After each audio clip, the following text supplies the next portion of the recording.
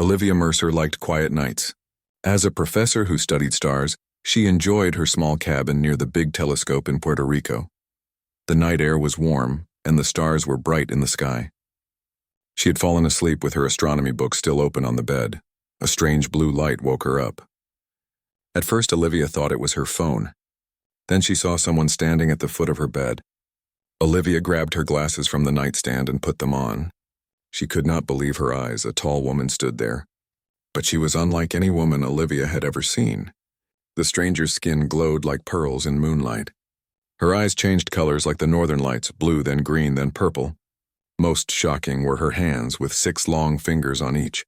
Olivia wanted to scream, but no sound came out. She reached for her phone to call for help. "Please don't be afraid," the woman said in a soft voice. "I mean no harm." Olivia's heart pounded in her chest. "Who are you?" "How did you get in here?" "My doors are locked." The strange woman bowed slightly. "I am Lyra. I am your new house assistant. The university sent me to help with your work." Olivia's fear mixed with confusion. "The university doesn't send assistants at midnight, and I never asked for help." Lyra looked nervous. She glanced toward the window as if expecting someone to appear. "You are correct. I was not sent by your learning place. Then who are you, really?" Olivia demanded, finding her courage.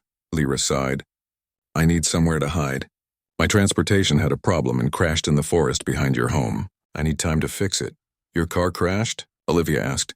"Not exactly a car," Lyra said. She walked to the window and pointed. "Look there, beyond the tall pine trees." Olivia carefully got out of bed, keeping distance between herself and the stranger. She looked where Lyra pointed. In the forest, partially hidden by trees, was a silver object. It gave off a soft blue glow. The shape was like nothing Olivia had seen before, curved and smooth with no wheels or windows. "That's not a car," Olivia whispered. "No," Lyra agreed. "It is a scout vessel. What you would call a spaceship." Olivia laughed, but it was a nervous sound. "Right, and you're what? An alien?" "Yes," Lyra said simply. "I am from a civilization called the Luminari. We live many light years from your solar system." Olivia should have been terrified. She should have run. But years of studying the stars had prepared her for this moment in a strange way. She had always believed there was life beyond Earth. "Prove it," Olivia said. Lyra held out her 6-fingered hand. A small ball of light formed above her palm, floating and spinning. It changed colors like her eyes did. Then she closed her hand and the light vanished. "We can manipulate energy fields," Lyra explained. "It is a natural ability for my people." Olivia sat down hard on the edge of her bed. "Why are you here? Why Earth? Why my cabin? I did not choose your home specifically. When my ship was damaged, I landed at the nearest safe place. As for why I am on Earth," Lyra paused. "I am running away. I broke rules to come here." "Running from what?" "From my own people and from others who are hunting me." Lyra's voice became urgent. "I need to repair my ship. It will take several days. I cannot be found. If I promise to help you with your home tasks, will you let me stay? I can be very useful." Olivia laughed again, this time with genuine humor. "So you want to be my maid while you fix your spaceship?" "Yes," Lyra said, not understanding the joke. "I learned quickly. I studied your culture before coming to Earth. I can cook, clean, and assist with research." Olivia should have called the police or the army or someone in authority. But something in Lyra's eyes spoke of real fear, and Olivia's scientific mind was too curious to let this opportunity pass. "If I help you, will you tell me about your world? About space travel? About what's out there among the stars?" Lyra nodded. "I will share what I can. Some knowledge is too dangerous for your civilization at this time." "Fair enough," Olivia said. She couldn't believe she was having this conversation. "You can stay, but no more sneaking into my bedroom at night." "Thank you," Lyra said with obvious relief. "I will be a good assistant." "Let's start with some basic rules," Olivia said, feeling strangely calm now. "First, where were you planning to sleep?" "My people need very little rest. I can stand in the corner." "That's creepy," Olivia said. "I have a spare room." "You can use that." As the night continued, Olivia learned more about her unexpected visitor. Lyra's people had been watching Earth for centuries. They were scholars and explorers who studied other civilizations, but had strict rules against direct contact. Then why break those rules now? Olivia asked as they sat in her kitchen drinking tea. Lyra held the cup awkwardly with her 6 fingers. Because something terrible is coming, Lyra said, and my leaders will do nothing to help your world. A chill ran down Olivia's spine. What's coming? They are called the Void Hegemony, Lyra whispered. They destroy worlds, and they have set their eyes on Earth. Olivia looked out her kitchen window at the stars. They had always seemed so peaceful, so beautiful. Now they held a new meaning. Danger. How long do we have? She asked. Months perhaps, Lyra said. That is why I must repair my ship quickly. I brought technology that might help your people defend themselves. Olivia nodded slowly. In one night, her quiet life had completely changed. Now she was harboring an alien fugitive and learning about threats from deep space. Yet somehow she wasn't afraid anymore. She was determined. We'll start tomorrow, she said. You can show me your ship and we'll figure out what you need to fix it. As dawn approached, Olivia showed Lyra to the spare room. The alien woman looked at the bed with confusion. Just try to rest, Olivia said. Tomorrow will be a busy day. As Olivia returned to her own room, she looked once more out the window at the damaged spacecraft glowing softly in the forest. Whatever happened next, her life would never be the same. The stars had finally answered humanity's oldest question. Are we alone? And the answer was both wonderful and terrifying. The morning sun filtered through the kitchen window as Olivia made coffee. She had barely slept after her strange midnight visitor. Part of her wondered if it had all been a dream. Then Lyra walked into the kitchen and reality hit her again. In daylight, Lyra looked even more unusual. Her skin had a pearl-like shine that seemed to change with the light. Her hair was not really hair at all, but something like silver threads that moved slightly even when she was still. She wore the same strange outfit from the night before, a close-fitting jumpsuit with symbols Olivia couldn't read. Good morning, Lyra said. I hope you rested well. Not really, Olivia admitted. It's not every day you meet an alien, Lyra nodded. What tasks would you like me to complete today? Olivia almost laughed. Here was a being from another world offering to do housework. Let's forget about chores for now. I want to see your ship. After breakfast, they walked into the forest behind Olivia's cabin. The morning was warm. Birds sang in the trees. Everything seemed normal. But nothing was normal anymore. How can you look so human? Olivia asked as they walked. I mean, except for the glowing skin and extra fingers. My people have been watching Earth for a long time, Lyra explained. We can change our outer appearance somewhat. I cannot hide my extra fingers or the color of my skin completely, but I can look human enough to move among your people if needed. They reached a small clearing where Lyra's ship rested. In daylight, Olivia could see it clearly. About the size of a small car, the ship was oval-shaped with no visible doors or windows. Its silver surface reflected the sunlight, and a soft blue glow came from a damaged section on one side. It's beautiful, Olivia whispered. Lyra placed her hand on the smooth surface. A doorway appeared, opening silently. The damage is mostly to the energy core. I need to repair it before I can do anything else. Inside, the ship was bigger than it looked from outside. The walls curved smoothly, covered with symbols and lights. In the center was a chair-like structure facing a control panel. At the back was a damaged area where blue energy sparked occasionally. This is amazing, Olivia said, touching the wall carefully. What's it made of? Materials you don't have names for, Lyra said. The ship is partly alive in a way. It responds to my thoughts and needs. Olivia's scientist mind had 1,000 questions. How does it fly? How fast can it go? How do you navigate? Lyra smiled. It was the first time Olivia had seen her smile. So many questions. I will answer what I can, but first I must start repairs. For the next few hours, Olivia watched Lyra work. The alien used tools that seemed to appear and disappear in her hands. She manipulated the blue energy with her fingers, weaving it like thread. It was like watching someone do magic. You said something terrible is coming to Earth, Olivia said as they walked back to the cabin for lunch. Tell me about that. Lyra's face grew serious. The Void Hegemony is an old and cruel civilization. They have destroyed many worlds. They take what they want and leave nothing behind. And they're coming here? To Earth? Why? Resources, Lyra said simply.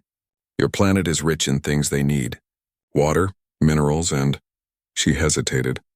And what? Olivia asked. Life forms. They harvest biological material. Olivia felt sick. You mean us? Humans? Lyra nodded. And all other life on your planet. They use it for their technology, for their ships, even for food. That's horrible, Olivia whispered. And your people, the Luminari, they know about this but won't help us. My people have strict rules about interfering with developing civilizations, Lyra explained. The Council believes that each world must face its own challenges. They see the void hegemony as just another challenge in your evolution. But that's wrong. If you have the power to help, you should. Olivia's voice rose with anger. I agree, Lyra said softly. That is why I am here. I broke our highest laws to warn your world and bring defensive technology. Olivia's anger faded. You risked everything to help us. Why? Lyra looked away. I have watched your world for many years. I have seen your art, your music, your kindness to each other. I have also seen your wars and cruelty, yes, but there is beauty here worth saving. They reached the cabin and went inside. Olivia made sandwiches while Lyra examined the kitchen tools with interest. What can Earth do against these void people? Olivia asked. If they're advanced enough for space travel, our weapons probably won't work against them. That is true, Lyra agreed. Your current weapons would be useless, but I brought plans for defensive shields and energy weapons that your scientists might be able to build quickly. I'm just one astronomy professor, Olivia said. How am I supposed to get this technology to the right people? You have connections at your observatory, Lyra pointed out. And those people have connections to your governments. The information will spread. After lunch, Olivia showed Lyra how to use the shower and gave her some clean clothes. The alien looked strange in jeans and a t-shirt, but less obviously not human. I must return to my ship, Lyra said. There's much work to do. I'll come with you, Olivia said. I want to learn more. Back at the ship, Lyra showed Olivia star maps on a glowing screen. She pointed to Earth's solar system, then to a distant cluster of stars. This is my home, she said. The Luminari systems. We have 7 planets in our alliance. It's so far away, Olivia whispered. How long did it take you to travel here? In your time measurement, about 3 of your months, Lyra said. My ship can bend space to travel faster than light. Olivia shook her head in wonder. All her life she had studied the stars, and now the stars had come to her. As evening approached, they returned to the cabin. Olivia noticed Lyra kept looking at the sky with worry. What's wrong? She asked. When I left, they sent hunters after me, Lyra explained. They are called the Seekers. Their job is to find those who break our laws and bring them back for punishment. Are they dangerous? Not to you or other humans, Lyra assured her. But to me, yes. If they find me, I will be taken back and mind-wiped. All my knowledge and memories will be erased. That's awful, Olivia said. How close are they? I don't know, Lyra admitted. But they are very good at tracking. It is only a matter of time. That night, Olivia couldn't sleep again. She sat at her desk looking at star charts on her computer. Everything she had learned in her career now seemed small compared to what Lyra had shown her. A soft knock came at her door. Lyra stood there, her skin glowing faintly in the darkness. I'm sorry to disturb you, she said, but I need to show you something. They went outside. The night was clear, the stars bright overhead. Lyra pointed to a specific area of the sky. There, she said. Do you see that star that seems to move? Olivia looked carefully. Among the fixed stars was one that seemed to shift position slightly. That's not a star, Lyra said quietly. That is a void hegemony scout ship. They are already at the edge of your solar system. Fear gripped Olivia's heart. I thought you said we had months. I was wrong, Lyra said. They are moving faster than I expected. We may have weeks, not months. They stood in silence, watching the moving light in the sky. 2 women from different worlds facing a common threat. We'll need to work faster, Olivia said finally. I'll call some colleagues tomorrow. People I trust. We need to get your defensive plans to our scientists as soon as possible. Lyra nodded. Thank you for helping me, Olivia. Few on your world would have shown such trust to a stranger from the stars. Well, Olivia said with a small smile, it's not every day your alien maid walks in on you at night. They went back inside, both aware that time was running out. The stars that had always been Olivia's passion now held a new meaning. A countdown to invasion. Olivia woke to the smell of coffee. For a moment she forgot about the alien staying in her spare room. Then she remembered everything. Lyra, the ship, the threat from space. She got up and found Lyra in the kitchen making breakfast. I learned to cook by watching your internet videos, Lyra explained, flipping pancakes with surprising skill. Her 6 fingers moved with strange grace. You can access our internet? Olivia asked, pouring herself coffee. Yes. Your digital systems are simple for me to connect with. Lyra set a plate of pancakes on the table. I hope these are acceptable. The pancakes were perfect. As they ate, Olivia made a plan for the day. I need to go into town for supplies, both for the house and for your ship repairs. What do you need? Lyra listed several metals and tools. Some Olivia recognized, others she didn't. I'll do my best, Olivia promised, but you should stay here. You're a bit noticeable. I understand, Lyra said.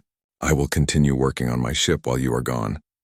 Olivia drove her old truck into the small town near the observatory. At the hardware store, she found most of the items Lyra needed. The owner, Pete, gave her a curious look as she checked out. Working on a special project, Olivia? He asked. Just some repairs around the cabin, she lied. At the grocery store, Olivia filled her cart with food. As she was checking out, she noticed 3 strangers enter the store. They wore dark suits that seemed too formal for the small town. Something about them made her nervous. One of the strangers approached the store manager and showed some kind of badge. Olivia couldn't hear what they were saying, but the manager pointed in her direction.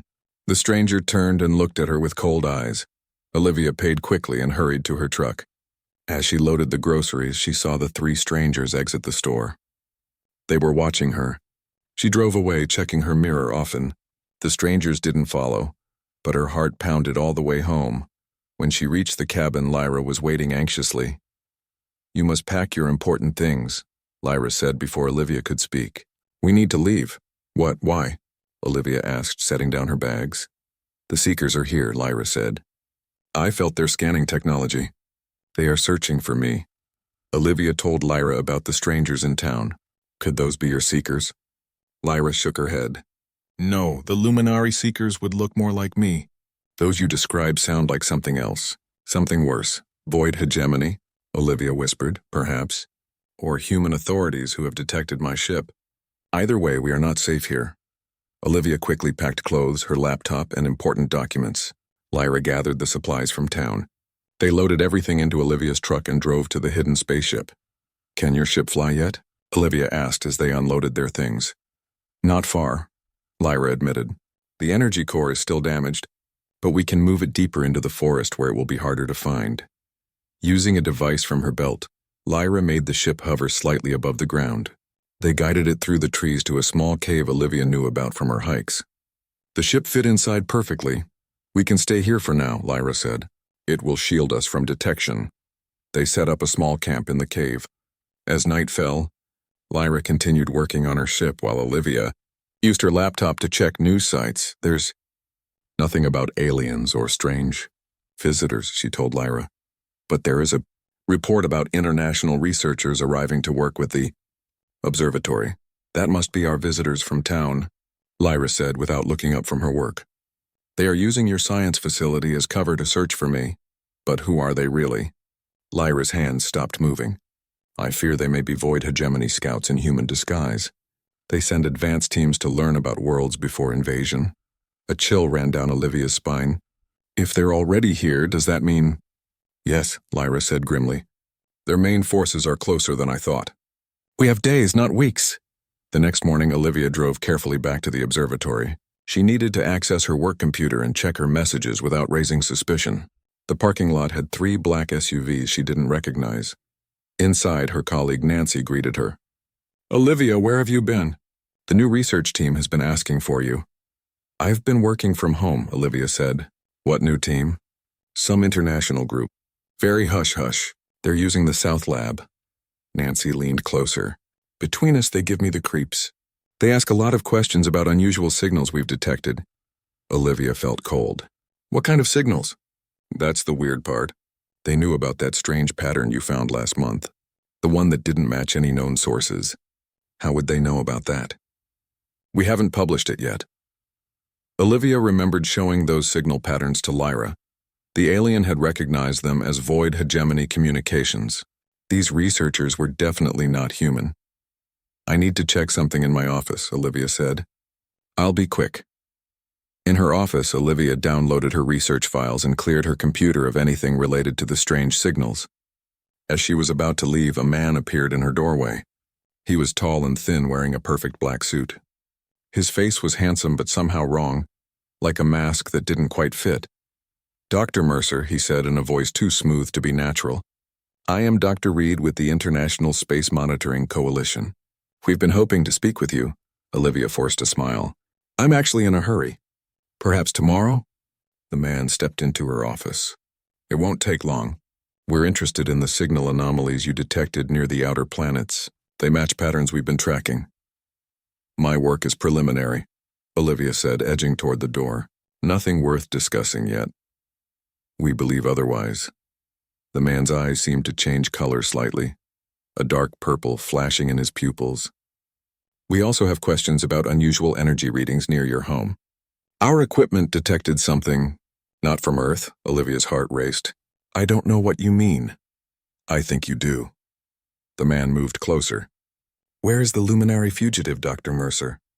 Before Olivia could answer, Nancy appeared in the doorway. "Olivia, there's an urgent call for you at the front desk." The stranger stepped back, his face returning to a pleasant mask. "We'll continue this discussion later, Dr. Mercer." Olivia hurried out with Nancy. There was no phone call. Nancy had sensed something wrong and created an excuse. Olivia thanked her and left the building as quickly as possible. When she returned to the cave, Lyra was testing some repair on her ship. Olivia told her about the encounter. "They are definitely Void Scouts," Lyra confirmed. "And they know I'm here." "We must move quickly now. What can we do?" Olivia asked. "They're at the observatory. They know where I live. They'll find us eventually." Lyra opened a panel in her ship and removed a small device. "This contains the defensive plans I promised. It has instructions for shields that can block their weapons. Your scientists can build them if they have enough time. But how do we get this to the right people? And who are the right people?" Olivia took the device. It was warm in her hand, pulsing slightly like it had a heartbeat. "You must decide who to trust," Lyra said. "But we must also create a distraction. The Void Scouts must be led away from here so you can deliver the plans." They spent the afternoon planning. Lyra showed Olivia how to use some of her technology. A personal shield device that would stop most weapons, and a small communication unit that could reach Lyra's ship from anywhere. As they worked, Olivia asked, "Why did you really come to Earth, Lyra?" "The truth." Lyra was quiet for a moment. "I told you I was a military strategist for the Luminari. What I didn't tell you is that I was part of a secret group that believed in helping other worlds. When I learned the Void had targeted Earth, I stole this ship and the defensive plans. My own people would consider me a traitor." "You risked everything to help strangers," Olivia said softly. "Not strangers," Lyra corrected. "I've watched your world for years. I've seen your music, your art, your kindness. I couldn't let that be destroyed." Their eyes met, and Olivia felt a strange connection to this being from another world. Despite their differences, they understood each other. That night, they set their plan in motion. Lyra programmed her ship to emit a strong energy pulse that would be detected for miles. It would seem like she was trying to send a message to her people. "This will draw them here," Lyra explained. "While they search for the source, you will take the plans to your military contact." Olivia had called an old college friend who now worked for the government's space defense program. She trusted him to take the plans seriously. "What about you?" Olivia asked. "You'll be in danger." "I will lead them away from here," Lyra said. "My ship can fly short distances now. It should be enough to escape and hide elsewhere." They agreed to meet in 3 days at a location far from the observatory. Lyra activated the energy pulse and they waited. It didn't take long. Within an hour they saw lights moving through the forest, flashlights and vehicles approaching the cave. "It's time," Lyra said. She handed Olivia a small crystal. "Keep this with you. As long as it glows, you'll know I'm alive." Olivia put the crystal in her pocket. "Be careful." "You too," Lyra said. "The fate of your world may depend on what you do next." Olivia drove through the night, checking her rearview mirror often. The crystal Lyra had given her glowed softly in her pocket, providing comfort that the alien was still alive. Her destination was a military research facility 6 hours away, where her college friend Alan worked. The roads were mostly empty at this late hour. Olivia's mind raced with everything that had happened. Just days ago, her biggest worry had been finishing a research paper. Now she carried plans that might save humanity from alien invasion. Near dawn, she stopped for gas at a small station. As she filled her truck, a black SUV pulled in. 2 men in dark suits got out. They looked exactly like the researchers from the observatory. Olivia ducked down, pretending to check her tires. The men didn't notice her. They went inside the station. Olivia quickly finished pumping gas and drove away before they returned. It couldn't be a coincidence. They were searching the roads. By mid-morning, Olivia reached the military facility. A high fence surrounded several plain buildings. She called Alan from the gate. "Olivia?" Alan sounded surprised. "What are you doing here?" "I need to see you," she said. "It's urgent. Life or death." "That sounds dramatic," Alan laughed. "Give me 10 minutes to clear you through security." While waiting, Olivia checked the crystal. It still glowed, but the light seemed fainter. Was Lyra in trouble? She wished she had a way to contact her. Security was thorough. They checked Olivia's ID and searched her truck. Finally, she was allowed inside. Alan met her in the lobby. He looked the same as when they were in college, tall with kind eyes and a serious face. "This is unexpected," he said, hugging her. "What brings an astronomer to a military research base?" "Not here," Olivia whispered. "Somewhere private." Alan's smile faded, seeing her serious expression. He led her to a small conference room and closed the door. "What's going on, Olivia?" She took a deep breath. "What I'm about to tell you will sound crazy, but I need you to listen." For the next hour, Olivia explained everything. Lyra, the ship, the void hegemony, the fake researchers. Alan listened without interrupting, his face growing more concerned. "That's quite a story," he said when she finished. "You don't believe me," Olivia said flatly. "I didn't say that." Alan rubbed his face. "Actually, it explains some things. We've been tracking unusual signals and energy readings for months, and 3 days ago, several observatories reported objects entering the solar system that don't match any known satellites or asteroids." Hope rose in Olivia's chest. "Then you believe me?" "Let's say I'm open to the possibility," Alan said carefully. "Do you have any proof?" Olivia placed Lyra's device on the table. It was shaped like a small disc with strange symbols around the edge. "This contains plans for defensive shields and weapons. Lyra said your scientists might be able to build them in time." Alan examined the disc without touching it. "How does it work?" "I'm not sure," Olivia admitted. "Lyra said it would interface with our computers." After some discussion, Alan agreed to take the disc to his superior. He left Olivia in the conference room with a promise to return soon. She waited nervously, checking the crystal every few minutes. Its glow continued to fade. 2 hours later, Alan returned with an older man in a general's uniform. The general introduced himself simply as Harris. His face was weathered, his eyes sharp. "Dr. Mercer," Harris said, "your friend has told me a fantastic story. Under normal circumstances, I'd have you escorted off base and possibly examined by a psychiatrist." Olivia's heart sank.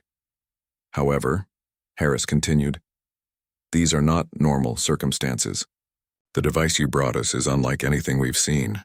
Our scientists confirmed it contains data, schematics, formulas, things we can't fully understand yet." "Then you believe me?" Olivia asked. "Let's say we're taking the threat seriously," Harris replied.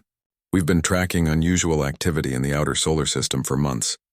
If what you say is true, we need to act quickly." The next several hours were a blur of activity. Olivia was taken to a lab where scientists were already examining the disk. They had connected it to a specialized computer, and strange symbols filled the screen. "It's working," one scientist said excitedly. "The data is translating into our format. These look like engineering specifications." Harris ordered teams to begin working on the designs immediately. Meanwhile, Olivia was asked to repeat her story for a panel of military and scientific experts. They questioned her endlessly about Lyra, the void hegemony, and the timeline for invasion. By evening, Olivia was exhausted. Alan found her a small room where she could rest. As she sat on the bed, she checked the crystal again. The glow was barely visible now. "Lyra," she whispered. "Where are you?" A knock came at her door. It was Alan with food and coffee. "How are you holding up?" he asked, sitting beside her. "Tired," Olivia admitted. "Worried about Lyra. This crystal is connected to her somehow, and it's fading." Alan nodded. "Our satellite team picked up unusual energy signatures over the mountains about 100 miles from here. It might be her." "I need to find her," Olivia said, standing up. "Whoa, slow down," Alan said. "You can't just leave. Harris wants you here to help interpret the designs." "I'm an astronomer, not an engineer," Olivia argued. Your team understands those plans better than I do already. Lyra needs help. After some argument, Alan reluctantly agreed to help. He couldn't leave the base, but he provided Olivia with a satellite phone and coordinates for the energy readings. He also gave her a small tracking device. So we can find you if needed, he explained. Be careful, Olivia. If these void people are as dangerous as you say, I'll be careful, she promised. Olivia slipped out of the base that night. The guard at the gate had been told to let her leave. She drove toward the coordinates Alan had given her, following mountain roads that grew increasingly rough. The crystal was now dark. Olivia tried not to think about what that might mean. She drove faster. Near midnight, she reached a viewpoint overlooking a valley. In the distance, strange lights flashed among the trees. It looked like some kind of battle. Olivia parked her truck and continued on foot, moving carefully through the forest. As she got closer, she could hear unusual sounds, high-pitched whines and deep rumbling noises unlike any weapons she knew. Through the trees, she saw Lyra's ship, partially damaged, hovering just above the ground. Several dark figures surrounded it, firing weapons that shot purple energy. Lyra was outside her ship, hiding behind a fallen tree. She fired back with a weapon of her own that shot blue light. She looked injured, moving slowly. Olivia crept closer, unsure how to help. The personal shield device Lyra had given her was in her pocket, but she had no weapons. One of the dark figures moved closer to Lyra's position. In the flashes of weapon fire, Olivia could see it wasn't human. It wore black armor with a helmet that covered its face, but its body was wrong. Too tall, too thin, with jointed limbs in the wrong places. Void hegemony. They had found Lyra. Olivia picked up a rock and threw it away from Lyra's position. It crashed through some bushes, drawing the attention of two void soldiers. They moved toward the sound, away from Lyra. Taking advantage of the distraction, Olivia circled around to Lyra's position. The alien looked up in surprise as Olivia slid down beside her. Olivia, what are you doing here? Lyra's voice was weak. A dark fluid that might have been blood seeped from a wound in her side. Rescuing you, Olivia said. Can you move? Not far, Lyra admitted. My ship is too damaged to fly. They found me hours ago. We need to get out of here, Olivia said. My truck is not far. A blast of purple energy hit the tree above them, showering them with burning splinters. Lyra pushed Olivia down, shielding her with her body. Use this. Lyra handed Olivia her weapon. Point and think about firing. It responds to mental commands. What about you? I have another. Lyra pulled a smaller device from her belt.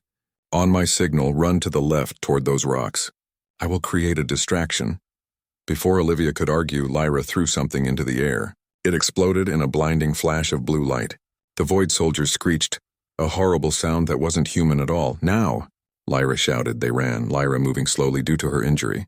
Weapons fire followed them, purple energy blasts hitting trees and rocks around them. Olivia turned and fired Lyra's weapon without stopping. To her surprise, a burst of blue energy shot out, hitting one of the void soldiers. It fell backwards. They reached the rocks and ducked behind them.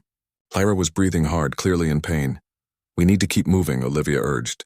Can you make it to my truck? I will try, Lyra said. But first I must destroy my ship. It contains technology that must not fall into void hands. Lyra pressed several symbols on a device on her wrist. In the distance, her ship began to glow brighter and brighter. We must hurry, Lyra said. It will explode soon. They ran through the forest, the void soldiers still searching for them. The pain of Lyra's injury slowed them, but they kept moving. Behind them, the glow from Lyra's ship grew intensely bright. They were halfway to Olivia's truck when the ship exploded. The blast knocked them to the ground. A wave of blue energy swept through the forest, followed by a deep rumbling sound. Trees bent in the shock wave. When they looked back, there was nothing but a smoking crater where the ship had been. The void soldiers were nowhere to be seen. Did the explosion kill them? Olivia asked as they got to their feet. The military base was on high alert when Olivia arrived with Lyra. Soldiers surrounded their truck, weapons raised until Alan ran out and ordered them to stand down. Medical staff quickly took Lyra to the infirmary, while Olivia explained what had happened in the mountains. The explosion was detected by our satellites, General Harris told her. We also picked up unusual communications afterward, in a language we've never heard before. The void soldiers calling their fleet, Lyra said weakly from her hospital bed. The military doctors had treated her wound with confusion, unsure what to make of her unusual anatomy and glowing blood. Harris looked at the alien with a mixture of awe and suspicion. So you're the visitor who's caused all this trouble. I brought warning and defense, Lyra corrected. Without me, your world would face the void with no preparation at all. Harris couldn't argue with that. He turned to a scientist who had entered the room. Progress report? We've decoded about 60% of the defensive plans, the scientist said. The shield technology is incredible. It creates an energy field that can stop their weapons. We've already built a small prototype. How long until we can deploy full-size shields around major cities? Harris asked. The scientist looked grim. Weeks at best. We need materials we don't have easy access to. We don't have weeks, Lyra said. The main void fleet will arrive in 3 days. Silence fell over the room. 3 days wasn't nearly enough time to protect the entire planet. What about weapons? Olivia asked. The plans had weapons too, right? Yes, the scientist confirmed. Energy weapons similar to what Lyra uses. We could modify some existing missile systems with the new technology, but again, not in 3 days. Lyra sat up, wincing with pain. There is another option. My people, the Luminari. If I could contact them, they might help. I thought your people had rules against interfering, Olivia said. They do, but if they knew the void was here in force, they might make an exception. Lyra looked at Harris. I need access to your most powerful radio telescope. The one at my observatory would work, Olivia suggested. Harris shook his head. That area is compromised. Those Void Scouts have taken over the facility. What about the backup array in New Mexico? Alan suggested. It's not as powerful, but it might work. Lyra considered this. If we could boost the signal somehow. Plans were made quickly. Lyra would be taken to the array in New Mexico to attempt contact with her people. Olivia would go with her to help operate the equipment. Meanwhile, the military would deploy what defenses they had and evacuate key personnel to secure locations. As they prepared to leave, news came in from around the world. Strange objects had been spotted entering the atmosphere. Unusual lights appeared over major cities. The Void Advance Scouts were arriving. We're running out of time, Harris said grimly. They flew to New Mexico by military helicopter. Lyra was stronger now, her wound healing at an amazing rate. She sat next to Olivia, looking out at the landscape below. Your world is beautiful, she said softly. So much water, so many different environments. That's why the Void wants it, Olivia realized. We have resources they need. Yes, water, minerals, and biological diversity. Lyra turned to her. You should know the truth about the Void. They don't just destroy civilizations. They harvest them. What do you mean? Their technology is partially biological. They use the neural patterns of conquered species to power their ships, their weapons, even their communication systems. They don't just want Earth's resources. They want humanity's minds. Olivia felt sick. That's horrible.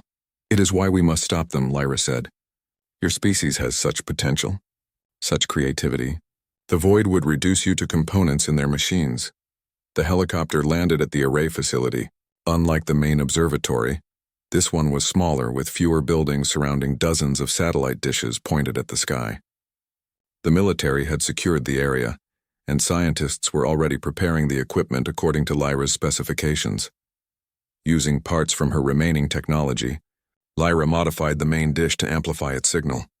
She worked tirelessly, her 6-fingered hands moving with precision. Olivia helped where she could, translating Lyra's instructions to the human scientists. By nightfall, they were ready. Lyra stood before the control panel, her hands hovering over the modified interface. What exactly are you going to do? Olivia asked. Send a distress signal on luminary emergency frequencies, Lyra explained. If any of our ships are within range, they will hear it. And if they aren't? Lyra didn't answer. She activated the array, and the huge dish outside began to move, pointing to a specific area of the night sky. Energy hummed through the equipment as Lyra's modifications came to life. A beam of blue light shot from the center of the dish, streaking upward into the stars. It was beautiful and terrifying, a beacon announcing their position to anyone watching. Now we wait, Lyra said. They didn't have to wait long. Within an hour, alarms sounded throughout the facility. Soldiers ran to defensive positions as reports came in of approaching aircraft. We've been found, Harris said, rushing into the control room. Unidentified objects approaching from the north. Not standard aircraft. Through the windows, they could see strange shapes descending from the clouds. They looked like the black armor of the Void soldiers, but larger, with purple lights glowing from within. 5 of them, moving with unnatural speed. Void interceptors, Lyra said. They detected my signal. Can we shut it down? Harris demanded. No, Lyra replied. The signal must continue if we hope to reach the Luminari. Harris ordered his troops to defend the facility at all costs. The scientists and non-military personnel, including Olivia, were told to take shelter in a bunker beneath the main building. But Olivia refused to leave Lyra's side. I started this journey with you, she told the alien. I'll see it through. The first attack came swiftly. Purple energy beams struck the smaller dishes, destroying them instantly. Return fire from the soldiers seemed to have little effect on the Void ships. They need to aim for the purple lights, Lyra called out. Those are the energy nodes, Harris relayed the information. The next volley of human weapons targeted the glowing spots on the Void ships. One interceptor faltered, its lights flickering before it crashed to the ground. It's working, Olivia shouted. But there were still 4 more, and they adapted quickly, moving to protect their vulnerable spots. They circled the facility, firing continuously. Buildings exploded, equipment shattered. The main dish, still sending its blue beam into space, remained untouched. They're avoiding the dish, Lyra noted. They want to capture it intact. The signal has value to them. A massive explosion rocked the main building. The lights flickered and died.